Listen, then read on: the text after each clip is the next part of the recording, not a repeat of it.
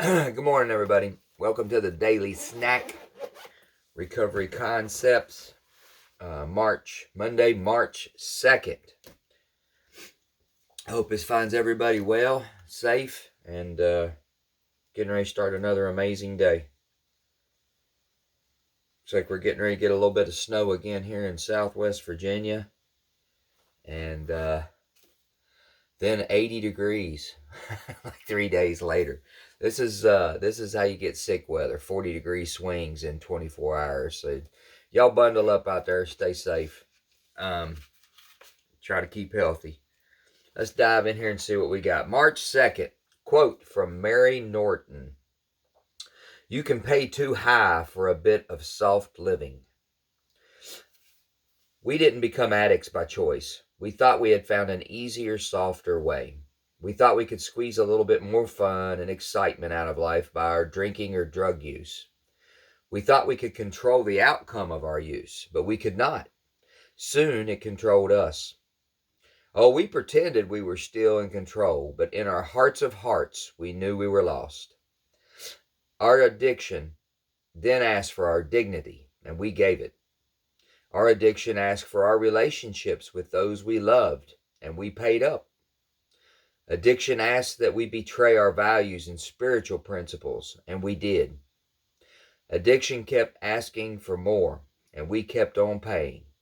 This is loss of control. Social users will not give up their dignity, relationships, and values for their use, but addicts do. This is our illness. Now that we are in recovery, we don't have to give them up either. Prayer for the day. Higher power, help me do the things I need to do to stay sober, even if I think they are hard to do. For with your help, all things are doable. Today's action. I will do the hard things first. If there's a call I've put off, I'll make it. If there's someone I need to talk with but I'm afraid to, I'll talk with that person today. I greatly relate to the progression. I hear progression of the what's the word I'm looking for? Progression of the disease. You see the signs of it when things start getting worse with relationships, with jobs, with how you feel about yourself. It talks about we thought we could control the outcome of our use, but we could not. And how we pretended we were still in control, but our hearts of hearts, we knew we were lost. Man, I was a can kicker. I was a can kicker. You know, when things were just averagely blah blah, so to say, like nothing had popped off too awful bad. It was just rolling through life or whatever. But man, every time the shit hit the fan, something went down bad or whatever, I would, immediately have to pivot to get things fixed the best that I could or whatever.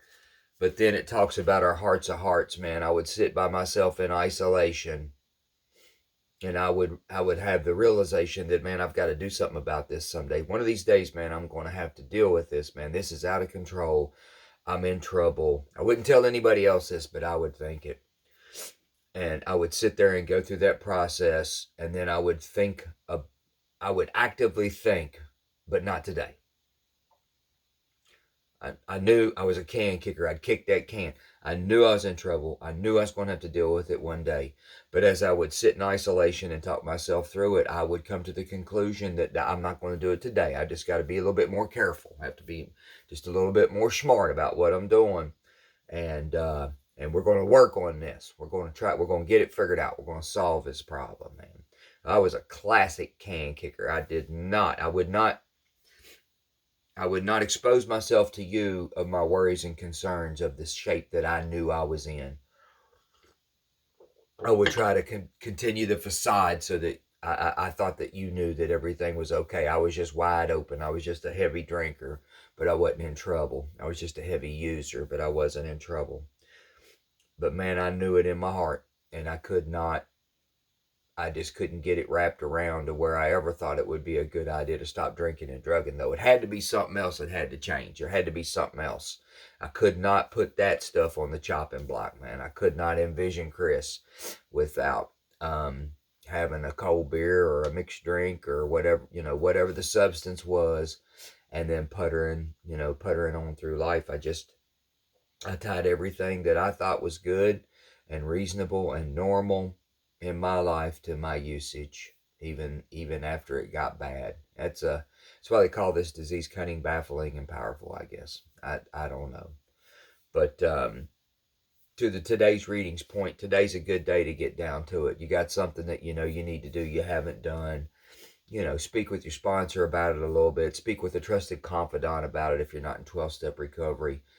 Somebody that you're feel for sure is like has your best interest, and talk about what's going on with you and what you think you ought to do, man. If the general consensus is, yeah, you should probably do that, and what's holding you back is you saying, yeah, but that's uncomfortable or that's hard, might be the day to do it. Buddy of mine told me one time, you'll know when you're growing, son. It'll be right behind you being uncomfortable. Growth lies behind discomfort. And he was right. So, y'all stay safe out there. I appreciate you joining me. Please share, like, subscribe. Hit me with some questions, whatever the case may be. Just stay safe. Have a blessed day. Y'all come on back. We'll do it again Tuesday morning. Take care. Bye-bye.